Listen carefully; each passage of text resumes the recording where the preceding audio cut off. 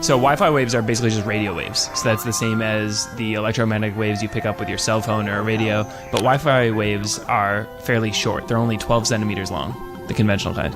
Compare that to AM radio waves, which are hundreds of meters long. The signal gets a lot weaker as it gets further from the router. And generally, it can't really go more than 150 feet from a single router. They actually get absorbed and blocked by walls and metal surfaces. And so the way you position your Wi-Fi router makes a huge difference in how strong the signal is throughout your house.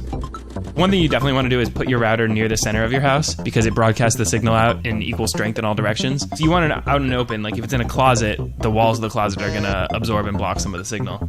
A good way to think about it is just use line of sight. From whatever position you can see the furthest in your house and you can see the most number of different rooms, that's probably a good place to put your router.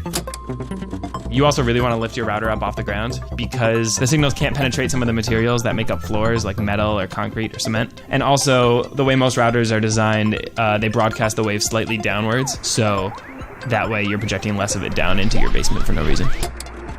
A lot of other electronics can interfere with the router signal. Things like TVs, computers, microwaves, pretty much anything that has a motor inside it. So you want to keep the router away from other electronics.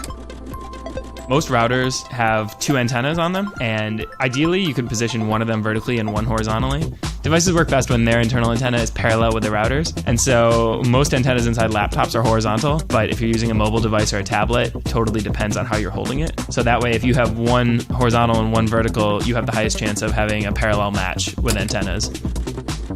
If you find that your network isn't working well, you can just go around and measure your signal strength. So there's a lot of different apps that you can download on your phone. You could create a rough map and figure out what you need to do to fix it.